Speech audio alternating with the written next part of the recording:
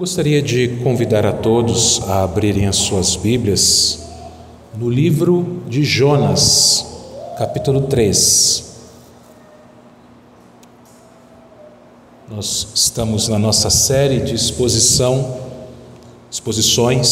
no livro de Jonas, e hoje é o dia de vermos o capítulo 3 de Jonas, que diz assim: Veio a palavra do Senhor segunda vez a Jonas, dizendo: Dispõe-te e vai à grande cidade de Nínive e proclama contra ela a mensagem que eu te digo.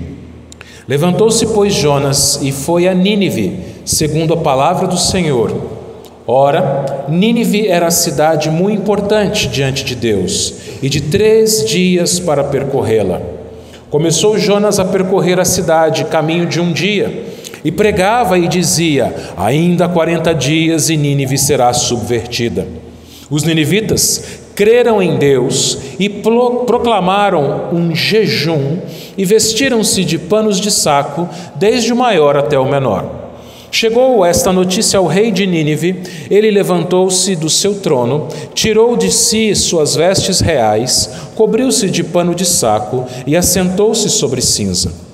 E fez-se proclamar e divulgar em Nínive, por mandado do rei e seus grandes, nem homens, nem animais, nem bois, nem ovelhas, provem coisa alguma, nem os levem ao pasto, nem bebam água, mas sejam cobertos de pano de saco, tanto os homens como os animais, e clamarão fortemente a Deus, e se converterão, cada um do seu mau caminho e da violência que há nas suas mãos. Quem sabe se voltará a Deus e se arrependerá e se apartará do furor da sua ira, de sorte que não pereçamos? Viu Deus o que fizeram, como se converteram do seu mau caminho, e Deus se arrependeu do mal que tinha dito lhes faria e não o fez. Vamos orar. Senhor, nosso querido Pai, nós estamos felizes nessa hora, Pai, porque é hora de culto, é hora de adorarmos, de celebrarmos o Teu nome, celebrarmos a nossa salvação, Pai. E agora, Senhor, queremos ouvir a Tua voz, queremos que o Senhor fale conosco, Pai, dando-nos a Tua instrução, dando-nos, ó Pai, o Teu alimento. Por isso, Pai, fala com o Teu povo aqui neste momento. Apesar de mim, Senhor, que o Senhor seja glorificado, que o Senhor, ó Deus, venha a edificar esta igreja, cada irmão, cada irmã, cada pessoa que aqui está, Senhor, através da mensagem da Tua palavra. É isso que eu te peço em nome de Jesus. Amém. Meus irmãos, via de regra, o Natal é um dia de muita alegria para nós. Via de regra, é um dia em que muitas pessoas, especialmente os cristãos, ficam felizes. E os cristãos se alegram, porque no Natal nós lembramos da vinda ao mundo do nosso Salvador. Porém, o nosso Salvador, ele veio nos salvar do quê? E de quem? Bom, ele veio nos salvar do nosso pecado. E ele veio nos salvar do próprio Deus, da ira do próprio Deus sobre o nosso pecado. Então, o Evangelho, a própria palavra Evangelho, significa boas notícias. O anjo, quando apareceu no céu aos pastores, ele disse que estava ali para trazer boas notícias, boas novas de grande alegria. Porém, essas boas notícias vieram num ambiente em que haviam más notícias. As boas notícias do Evangelho, elas devem ser apresentadas somente depois que as más notícias são ditas. Boas notícias para más notícias. Boas notícias para aqueles que estavam condenados em seus delitos e pecados. E talvez uma das más notícias que ninguém quer ouvir é um diagnóstico médico desfavorável. É duro para um médico trazer más notícias. É duro para um médico olhar para o exame do seu paciente e dizer que a sua doença é grave. Ninguém gostaria de ouvir esse tipo de notícia, essas más notícias. Você começa a ter um desconforto, você procura atendimento médico, você faz exames, você retorna ao médico e ele diz para você o seguinte: há metástase em várias partes do seu corpo. Péssima notícia. As pessoas que ouvem ou que ouvirão um dia esse tipo de notícia, elas terão diversas reações e nenhuma delas ficará contente, ficará feliz. Uma dessas pessoas, no final de 2021, em dezembro exatamente, uma moça de 29 anos, então com 29 anos, chamada Arielle Pedrosa, esposa, mãe de 4 filhos, ela recebeu um diagnóstico em que havia metástase em várias partes do seu corpo. Ela estava com câncer de cólon já avançado, com metástase no peritório, no fígado e no pulmão. E aquilo que poderia ser motivo de desespero para essa jovem esposa e mãe, tornou-se a oportunidade dela testemunhar a respeito da graça, da misericórdia e da providência de Deus na vida dela e na vida de sua família. E Arielle, ela era crente no Senhor Jesus Cristo. E diante daquele diagnóstico terrível, diante daquela notícia terrível que ela recebeu, ela sabia que o máximo que aquela doença poderia fazer com ela era levá-la de encontro ao seu Salvador. Porque para o cristão, o morrer é Cristo. O viver é Cristo, aliás, e o morrer é lucro. O morrer também é Cristo, porque o morrer é estar com Cristo, que é incomparavelmente melhor. E nesta semana foi isso que aconteceu com Arielle, uma irmã nossa, reformada, crente no Senhor Jesus Cristo. Ela se encontrou com Cristo. As más notícias acabaram se tornando boas notícias ao saber que a morte não tem a palavra final, que no final Cristo venceu a morte e quando nós morremos, nós estaremos com Ele. Mas e se aquele diagnóstico daquela doença grave for dado a um incrédulo? Um incrédulo, quando recebe esse tipo de diagnóstico, ele não tem a mesma esperança que um cristão tem. Às vezes ele pode agir com resiliência, de maneira estoica. O que os estoicos faziam? Eles sofriam calado. Não reclamavam, mas sofriam calados. Mas também não glorificavam a Deus. Outros, ao receberem uma má notícia como essa, entram em desespero. Isso por quê? Porque uma doença grave que pode nos levar à morte, ela vai nos fazer encontrar com Cristo. Não somente os cristãos, mas os ímpios também. Todos, quando morrem, encontram-se com o Criador.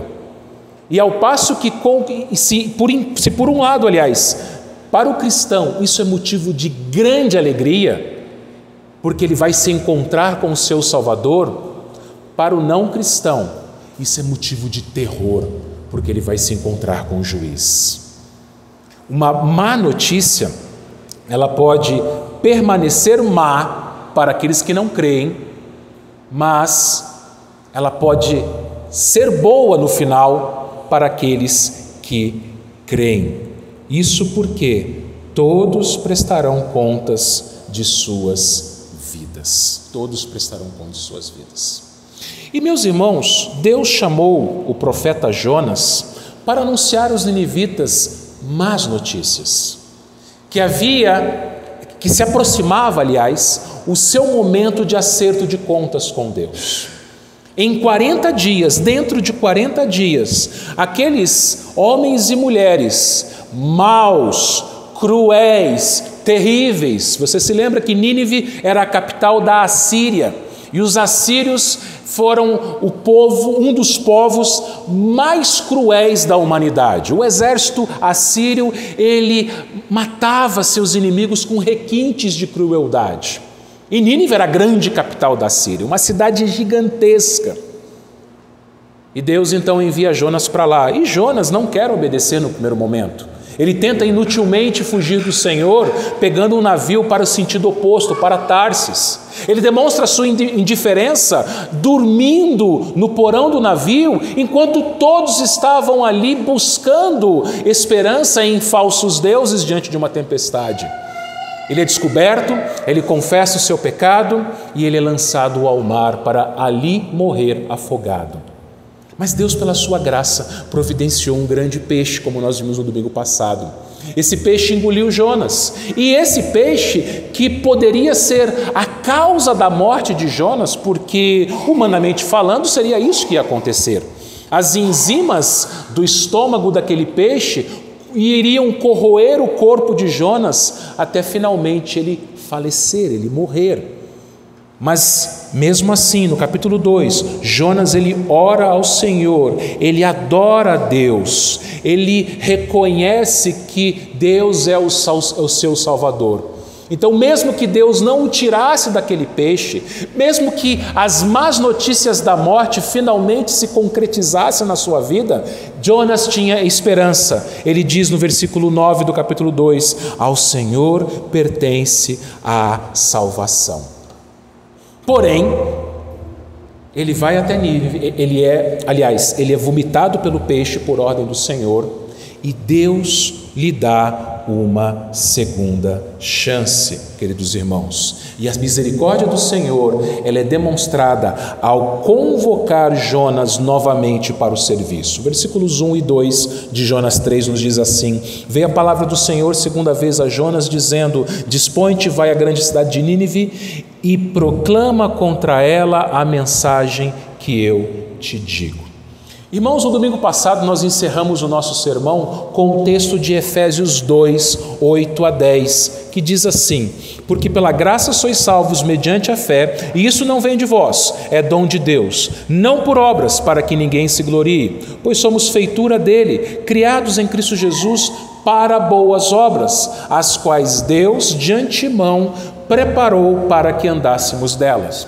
Então, meus irmãos, nós somos salvos pela graça, pela fé em Cristo Jesus, que veio a este mundo morrer em nosso lugar. E uma vez que você é salvo, você não deve ficar parado esperando a vida passar, de braços cruzados, ou curtindo a sua vida, pensando que aqui, esta terra é o seu lar. Não, o texto bíblico nos diz que uma vez que nós fomos salvos pela graça, Deus preparou para nós boas obras para que andássemos nela. Ou seja, a misericórdia de Deus e a sua graça nos salvaram, e a mesma misericórdia e graça nos comissiona para o serviço, para cumprirmos o chamado do Senhor, para fazermos boas obras.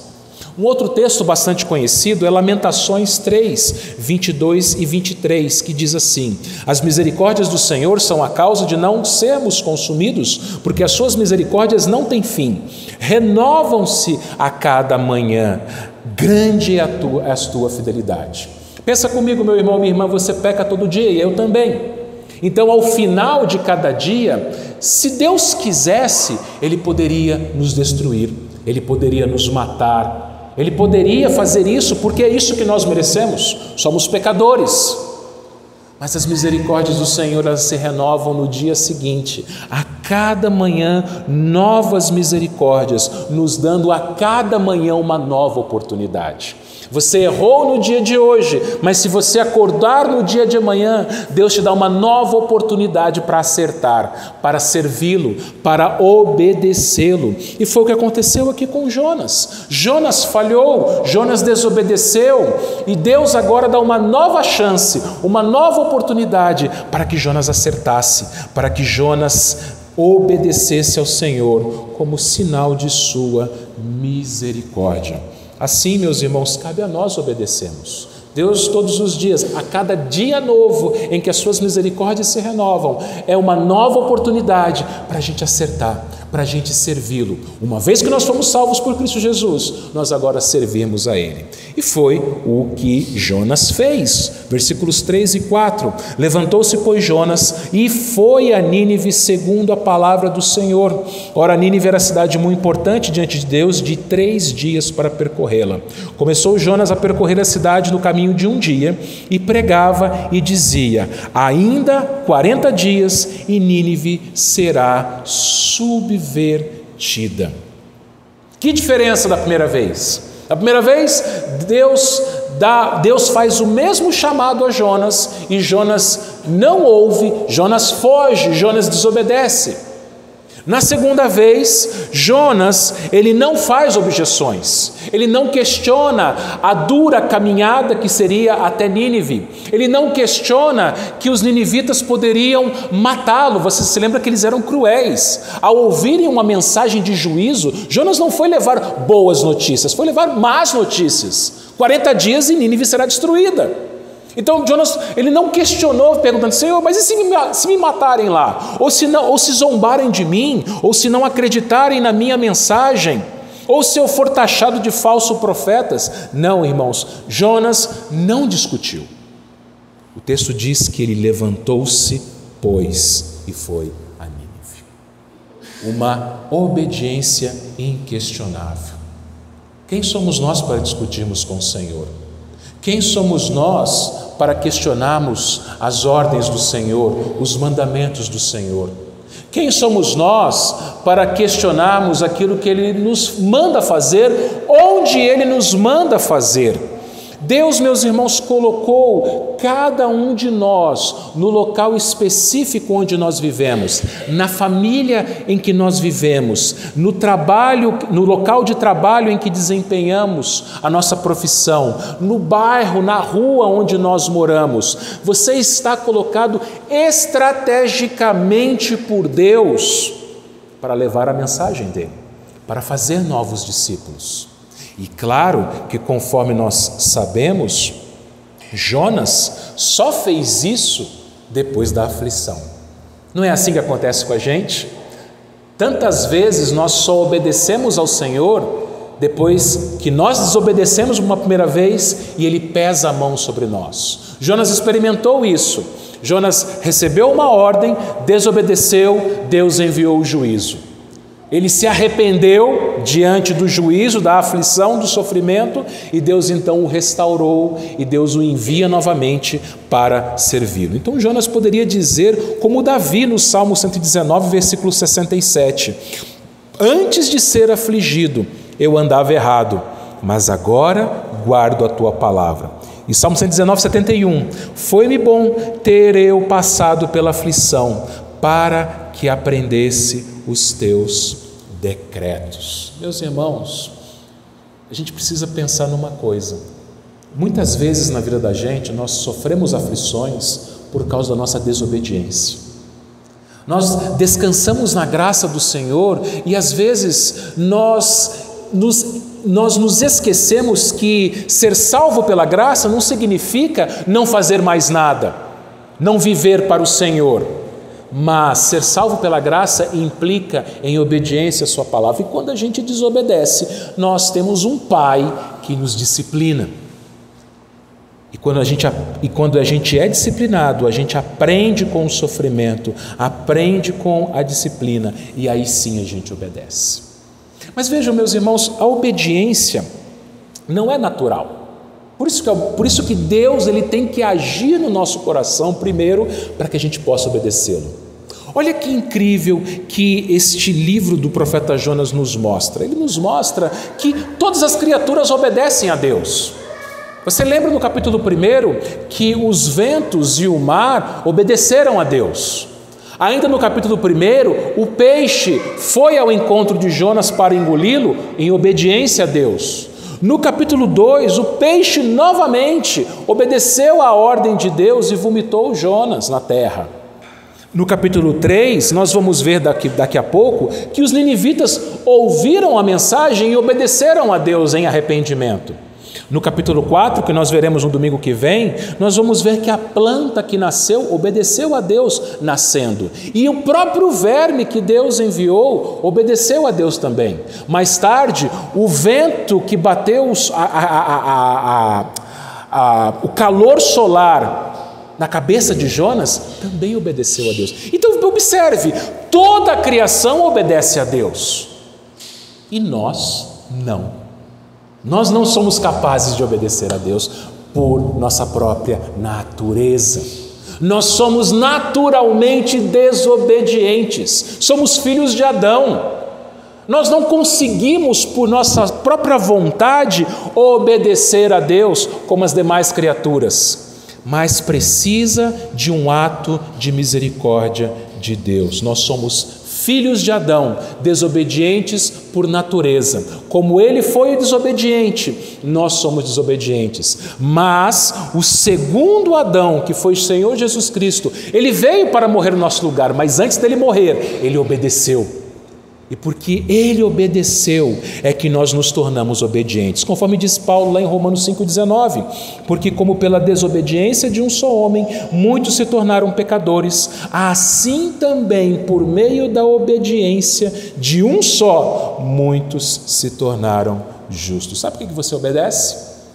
Sabe por que você serve a Deus com fidelidade? Porque Jesus obedeceu antes de nós. Porque Jesus obedeceu a obediência que nós não conseguimos obedecer, com a obediência perfeita. Perfeita. Sabe por que Deus nos aceita, meus irmãos? Porque Ele obedeceu em nosso lugar e Ele morreu a condenação da nossa desobediência. Jonas só foi capaz de obedecer ao Senhor por causa de Cristo. E eu e você somos capazes de obedecer ao Senhor por causa de Cristo. Porque se não fosse por Ele, nem obedecer nós não conseguiríamos, meus irmãos. E obedecer implica, muitas vezes, a fazermos coisas que a nossa natureza não quer. Como, por exemplo, proclamar más notícias. Jonas ele teve que levar uma mensagem de juízo para Nínive, que em 40 dias Nínive seria destruída por Deus, por causa dos seus pecados. Mas vejam, meus irmãos, essa é a mensagem da igreja. A mensagem da igreja, lembra que eu falei no início?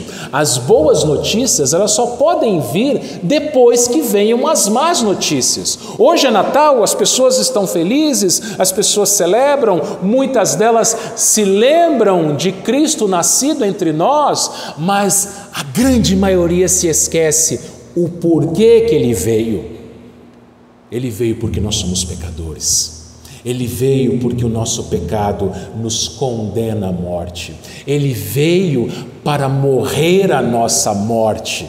Ninguém quer se lembrar de morte no dia de Natal. Mas as más notícias precisam ser dadas antes, para que então a graça faça sentido.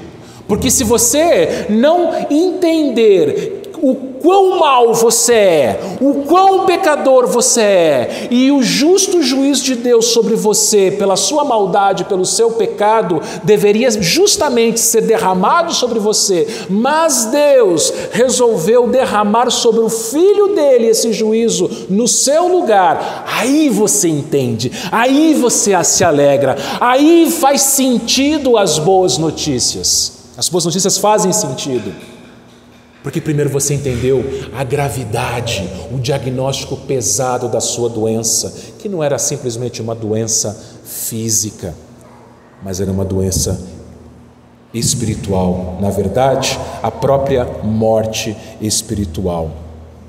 A mensagem de Jonas e a nossa mensagem é a mesma que Davi escreveu no Salmo 7, versículos 12 e 13. Se o homem não se converter, afiará Deus a sua espada, já armou o arco, tem-no pronto. Para ele preparou já instrumentos de morte, preparou suas setas inflamadas. Meus irmãos, já percebeu que nós, especialmente a nossa geração, quer popularidade? A nossa geração, ela quer likes, ela quer curtidas. A nossa geração quer ser agradável. Eu gosto quando as pessoas me elogiam. Quem não gosta de receber um elogio? Quem não gosta de ser agradado? Todo mundo gosta, é natural ao ser humano receber agrados, receber elogios. Mas, meus irmãos, em nome da popularidade, muitas igrejas contemporâneas têm pregado um falso evangelho. Têm pregado um evangelho água com açúcar. Têm falado do amor sem falar do juízo. Têm falado do Natal sem falar da cruz. Têm falado da bondade do Senhor sem falar da sua justiça. Isso não é evangelho. Sim, Deus é bom, mas Ele também é justo. Sim, Deus é amor, mas Ele também requer de nós obediência. E Ele sabe que a gente é incapaz de obedecê-lo perfeitamente.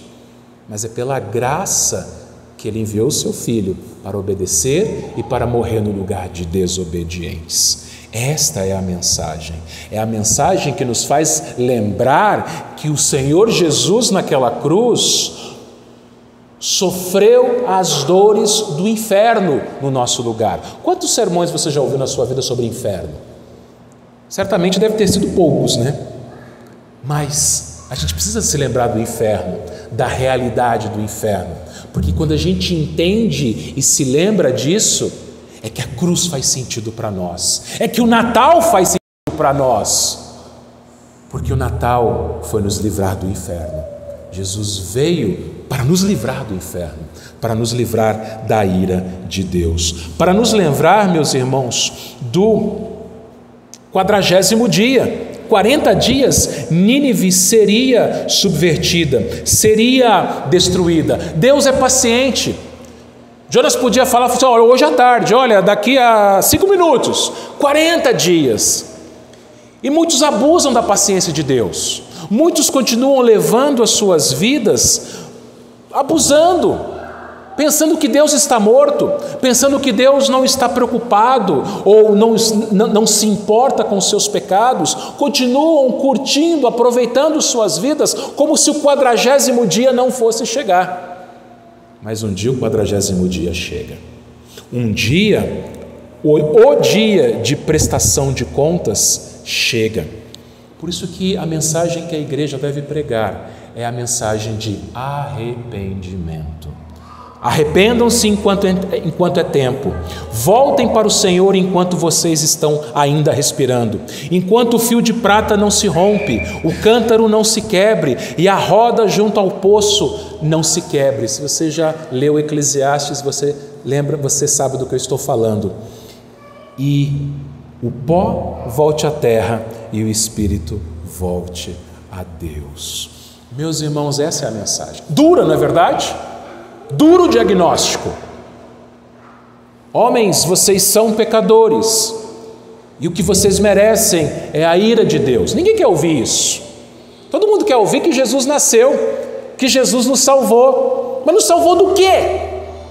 Da ira de Deus, da destruição, a mesma que Deus prometeu mandar sobre os ninivitas, a mesma que Ele mandou sobre Sodoma e Gomorra, que não teve a mesma oportunidade de arrependimento de 40 dias. Mas vejam, meus irmãos, qual foi a resposta? Qual foi a resposta? Primeiro a gente precisa entender o seguinte, que Jonas, a mensagem que Jonas pregava era a mensagem que Jonas vivia. Jonas já tinha experimentado do juízo de Deus. Jonas sabia que com Deus não se brinca. Jonas foi desobediente a Deus e sofreu o juízo de Deus ao ser lançado no mar e ao ser engolido pelo peixe. Então Jonas sabia que a sua mensagem fazia sentido porque ele experimentou esta mensagem. Era como se Jonas falasse o seguinte para os ninivitas: pessoal, vocês vão ser destruídos, eu quase fui, não brinca com Deus, quem fica em pecado, Deus pesa a mão, Deus manda o seu juízo. E o que aconteceu com os ninivitas? Versículos 5 até o 9, os ninivitas creram em Deus e proclamaram um jejum e vestiram-se de panos de saco, desde o maior até o menor. Chegou essa notícia ao rei de Nínive, ele levantou-se do seu trono, tirou de si as vestes reais, cobriu-se de pano de saco e assentou-se sobre a cinza, e fez-se proclamar e divulgar em Nínive, por mandado do rei e seus grandes, nem homens, nem animais, nem bois, nem ovelhas provem coisa alguma, nem ovelhas provem coisa alguma, nem os levem ao pasto, nem bebam água, mas sejam cobertos de pano de saco, tanto os homens como os animais, e clamarão fortemente a Deus, e se converterão cada um do seu mau caminho e da violência que há nas suas mãos. Quem sabe se voltará a Deus e se arrependerá e se apartará do furor da sua ira, de sorte que não pereçamos. Olha só, meus irmãos, os ninivitas, desde o maior, desde o rei de Nínive, até os homens mais simples, mais humildes, eles se cobriram de cinzas, de pano de saco, eles se humilharam. Essa atitude de jogar terra ou cinzas na cabeça e tirar as suas roupas costumeiras e usar roupas de pano de saco era uma atitude de humilhação. Eles se humilharam porque eles entenderam duas grandes verdades aqui que está nesse texto que eu acabei de ler. Primeiro, eles entenderam que eles eram maus e violentos. O final do versículo 8 diz: cada um se converterão, aliás, cada um do seu mau caminho e da violência que há nas suas mãos. Sabe, a lenda, a maior lenda do Natal é o chamado Papai Noel. E o Papai Noel é uma lenda que ensina mérito. Você ganha presentes por mérito. Querido Papai Noel, este ano eu fui um menino bonzinho, tirei boas notas, obedeci papai e mamãe, fui educado, então eu quero de presente uma bicicleta. Querido Papai Noel, eu fui uma menina obediente, educada, boa aluna, boa filha, então eu quero, hoje em dia as meninas não pedem mais boneca, né? Elas pedem celular, então eu quero um iPhone. Percebe que é mérito? Eu mereço ganhar o presente, Papai Noel, eu fui bonzinho. Só que Natal é justamente o oposto. Natal é mostrar para a gente, meus irmãos, que nós não merecemos. Nós deveríamos morrer. Só que Deus, não Papai Noel, mas o Papai do céu, mandou como presente, não pelos nossos méritos, mas por graça, o seu único filho. Os ninivitas reconheceram que eles eram maus. Nós precisamos reconhecer o nosso pecado, porque senão o Natal fica sem sentido. Ele veio salvar do que mesmo? Ele veio salvar das nossas dores. Ele veio salvar do nosso sofrimento aqui na terra. Não! Ele veio te salvar do inferno, da ira de Deus. Foi a segunda verdade que os ninivitas entenderam no versículo 9. Quem sabe se voltará a Deus e se arrependerá e se apartará do furor da sua ira, de sorte que não pereçamos. Era esse o seu destino, o meu destino, perecer debaixo da ira de Deus. Era isso. Quando você entende que você merecia o inferno,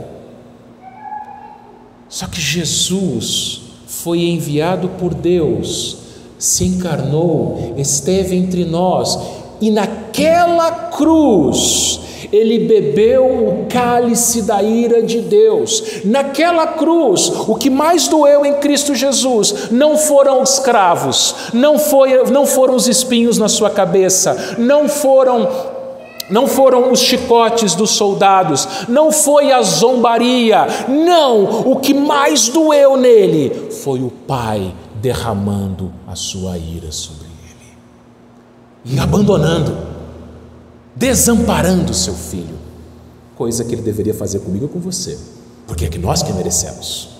Os ninivitas entenderam isso. Os ninivitas entenderam o Evangelho. Por quê? Porque Jonas pregou o Evangelho. Se você prestar atenção no texto bíblico, meus irmãos, no versículo 1, foi a palavra do Senhor que comissionou Jonas. E ele obedeceu a palavra do Senhor no versículo 3. E ele pregou a palavra do Senhor no versículo 4. Quando a palavra é ouvida, é obedecida, é pregada, vidas são transformadas. Não adianta termos uma igreja inchada de pessoas que ouvem um falso evangelho, um mau evangelho, um evangelho que não fala da cruz, que não fala da ira de Deus, que não fala do inferno, que não fala de pecado, para aí sim falar da graça, para aí sim falar da salvação. É a palavra que produz vida, meus irmãos. Salmo 119, versículo 25 diz assim: a minha alma está apegada ao pó, vivifica-me segundo a tua palavra. E a palavra, meus irmãos, ela é dura. A palavra é verdadeira e dura. A palavra nos mostra o quão pecadores nós somos e o que nós merecemos por causa do nosso pecado. Foi o que Jonas pregou. Jonas não negociou a mensagem, Jonas não mascarou a mensagem, Jonas não adoçou a mensagem. Aliás, eu acho que Jonas aqui, conforme a gente vai ver no capítulo 4 domingo que vem, ele queria mais que os ninivitas não atendessem a mensagem. Ele pregou na esperança que eles não se arrependessem e fossem destruídos por Deus. O primeiro pregador que queria que todo mundo não atendesse a sua mensagem. E foi o mais bem sucedido, interessantemente.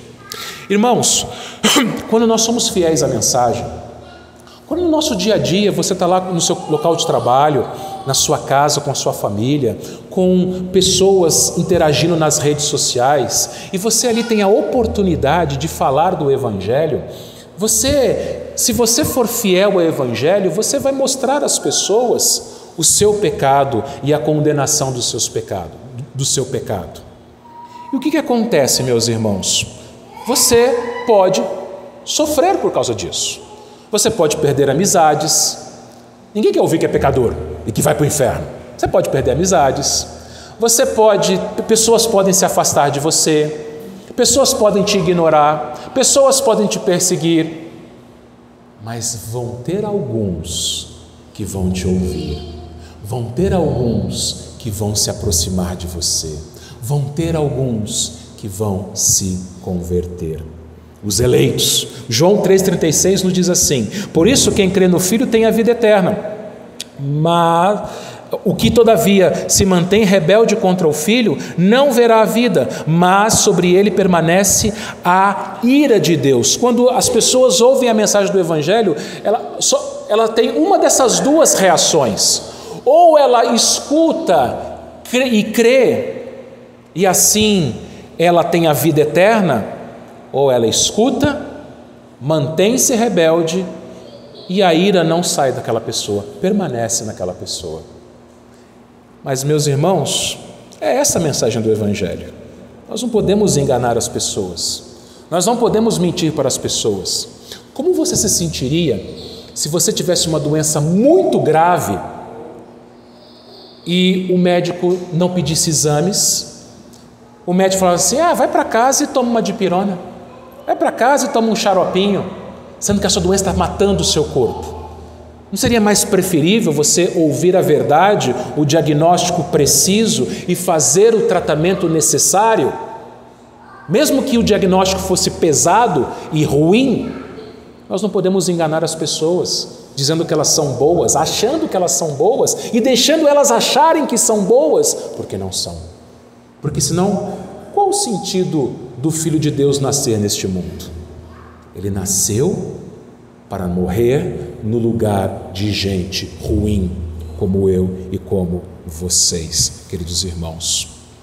Este é o povo de Deus. E é interessante, meus irmãos, que os ninivitas não eram o povo de Deus. Os israelitas que eram. Por isso que Jonas não queria que os ninivitas se convertessem.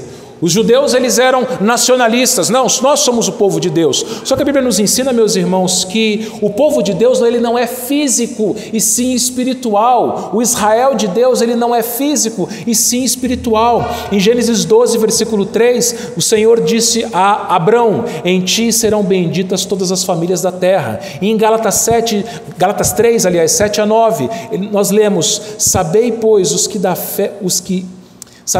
que os da fé é que são filhos de Abraão.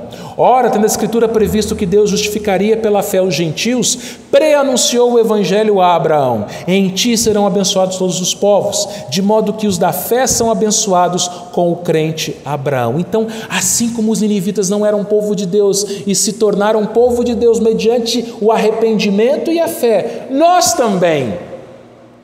Nós não éramos povo de Deus. Nós éramos inimigos, mas Ele tornou você e eu povo dEle, família dEle, igreja dEle, por intermédio do seu Filho Jesus. A iniciativa foi dele, a obra foi dele. Versículo 10: viu Deus o que fizeram, como se converteram do seu mau caminho, e Deus se arrependeu do mal que tinha dito que lhes faria e não fez. Olha que interessante, irmãos. Viu Deus o que fizeram, viu Deus as ações dos ninivitas. Ou seja, o arrependimento deles não foi da boca para fora. Quando eu era adolescente e depois já na juventude, na UMP, todos os anos na nossa igreja tinha acampamento de jovens, de adolescentes, e em quase todos os anos eu fui, em vários anos eu fui. E tinham alguns que todo acampamento se convertia. Todo acampamento, a pessoa chorava na hora da palestra e se convertia. Eu não sei se já aconteceu aqui em Adamantina isso, mas lá em Mogi das Cruzes, o domingo seguinte ao acampamento, a igreja ficava cheia de jovem. Todo mundo tinha se convertido no acampamento. Só que com o passar dos dias, aquilo era uma falsa conversão. Meus irmãos, a pregação de Jonas foi uma pregação, como eu disse, verdadeira e dura. Muitos pregadores, como é que eles fazem? Eles fazem um apelo, chamam pessoas à frente, fazem as pessoas repetirem a tal oração do arrependido, aquelas pessoas se emocionam, tem um fundo musical, e aí, depois, no dia a dia, você vai ver, não houve mudança, não houve arrependimento, não houve transformação, não houve conversão. Os ninivitas, eles demonstraram pelas suas ações, com jejum, com pano de saco, com cinzas na cabeça, eles se arrependeram, não da boca para fora, mas de verdade, porque eles tinham consciência da sua maldade e da ira de Deus. Só assim que há arrependimento genuíno. Só assim pessoas fazem profissão de fé, são batizadas e permanecem na igreja. Quantas pessoas vocês já viram que foram membros desta igreja e estão no mundo, que foram falsas conversões? Como diz o apóstolo Pedro, né? O cão voltou ao seu próprio vômito e a porca lavada voltou, né, à sua sujeira. Eram falsos crentes, porque não houve arrependimento genuíno. Jonathan Edwards, um grande pregador do século 17, seu sermão mais famoso foi Pecadores nas mãos de um Deus irado, baseado em Deuteronômio 32:35, que diz: a mim pertence a vingança, a retribuição a seu tempo quando resvalar o seu pé, porque o dia da sua calamidade está próximo e o seu destino se apressa em chegar. É interessante, irmãos, que Jonathan Edwards não era um grande orador, não era um homem que falava como Charles Spurgeon, que a sua oratória, a sua pregação impressionava. A história diz que ele pegava o sermão e ele lia, sem entonação. Só que a história também diz, meus irmãos, que enquanto ele pregava o sermão Pecadores nas mãos de um Deus irado, as pessoas que ouviam começavam a chorar. Algumas, elas clamavam e algumas se agarravam nas colunas da igreja porque elas estavam sentindo as dores do inferno ali. O que Jonathan Edwards falou? Do inferno. E aquelas pessoas se arrependeram verdadeiramente, meus irmãos. Foi o que aconteceu aqui em Nínive. Porém, é claro, o Evangelho não são apenas más notícias. Nós precisamos primeiro falar as más notícias para depois falar as boas. Nós precisamos primeiro apresentar o diagnóstico ruim para depois trazer a cura. Precisamos primeiro falar da doença para depois falar daquele que cura. Uma pessoa que recebe o diagnóstico de uma doença gravíssima que a levará à morte, gostaria de ouvir: olha, a sua doença, ela vai te matar, mas existe uma chance. Você não gostaria de ouvir isso? Se você recebesse um diagnóstico mortal, você não gostaria de ver: olha, existe uma chance. Existe uma chance de você ser curado, de você viver. O Evangelho lhe diz: você vai morrer eternamente por causa dos seus pecados. Mas existe um Salvador, o único, aquele que é o caminho, a verdade e a vida, aquele que é o caminho ao Pai. Ninguém vai ao Pai se não for por Ele. Então, uma vez que eu sei a minha doença, eu recebo então a notícia: existe aquele que cura, existe aquele que salva, existe aquele que dá vida. Mas nós temos um problema aqui no texto. O texto diz que Deus se arrependeu. E aí? E o que a gente faz com tantos outros textos bíblicos que falam que Deus não se arrepende? Como, por exemplo, Números 23:19, que fala que Deus não é homem para que minta, nem filho do homem para que se arrependa. Como é que a gente faz? Parece que há uma contradição na Bíblia. Deus se arrepende ou não se arrepende? Bom, o fato é que Deus não se arrepende. Mas por que está escrito aqui que Deus se arrependeu? Esta é a forma, meus irmãos, que os escritores bíblicos usavam para descrever a interação da soberania de Deus com a responsabilidade humana. Então, entenda, o arrependimento dos ninivitas, a conversão dos ninivitas, já foi planejada por Deus, já havia sido planejada por Deus. Mas Deus só enviou salvação para eles mediante antes a ação deles de arrependimento, certo? E é o próprio Deus quem produz arrependimento no nosso coração. Tudo é ação de Deus. Deus não mudou de ideia, Deus não muda de ideia. Deus não tem plano B. Deus fala: se arrepender, então é o seguinte, eu vou voltar atrás, eu vou mudar de ideia, eu vou me arrepender. Não. Mas é uma forma que os escritores bíblicos usam para nos mostrar que aquilo que Deus faria, Ele não vai fazer, como resposta ao nosso arrependimento e fé. E lembrando que você só se arrepende, você só crê, porque Ele faz isso em você.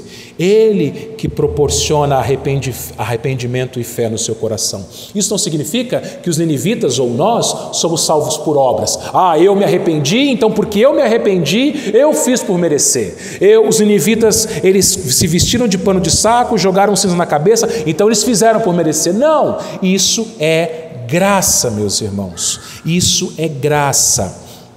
Nós só nos arrependemos e nós só obedecemos e servimos ao Senhor pela graça, porque nós amamos a Ele. Assim, meus irmãos, nós olhamos para esse texto e pensamos no seguinte: faça um balanço da sua vida. Estamos encerrando o ano. Faça um balanço na sua vida. Como tem sido a sua vida? Você tem vivido uma vida de obediência? Maridos que me ouvem, vocês têm amado suas esposas como Cristo amou a igreja e a si mesmo se entregou por ela? Esposas, será que vocês não têm falhado sendo amarguradas com seus maridos? Crentes, em geral, Talvez vocês tenham sido negligentes com a sua santificação, com a guarda do dia do Senhor, com a evangelização. Faça um balanço da sua vida. Saiba que Deus está te dando uma nova chance, como Ele deu para Jonas. Uma chance como Ele deu para os próprios ninivitas. Uma chance de arrependimento. Uma chance de abandonar as velhas práticas e viver para Ele. Uma chance de fazer morrer o seu velho homem, de se despir do velho homem e se revestir do novo homem. Então, meu irmão, minha irmã, arrependa-se e obedeça, mas obedeça com amor, porque obediência sem amor não produz contentamento. É o que a gente vai ver no domingo que vem, em Jonas capítulo 4. Mas hoje, aproveite-se, faça um balanço da sua vida no dia de hoje. Quais os pecados você precisa confessar? Quais as velhas práticas você precisa abandonar? Hoje, se você daqui a pouco se encontrar com familiares, com amigos que não obedecem a Deus, que são como os ninivitas, que são como nós fomos no passado, condenados, desobedientes, não deixe passar esse momento, não deixe passar esse dia, essa noite. Fale do diagnóstico, fale do seu pecado, mas apresente a cura, apresente aquele que é o nosso Salvador. Que Ele nos abençoe, irmãos. Amém.